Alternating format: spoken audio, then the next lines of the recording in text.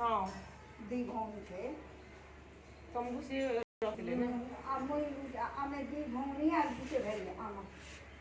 ओहो आमर बड़ माता अरे माता बोले ए माँ केते गुड़ अछंती माँ छ भाई अछंती कौन छटा भाई की छ भाई नहीं माँ मोर भाई सचाली गला मोर निजर भाई ओहो तुम जणे बे अछ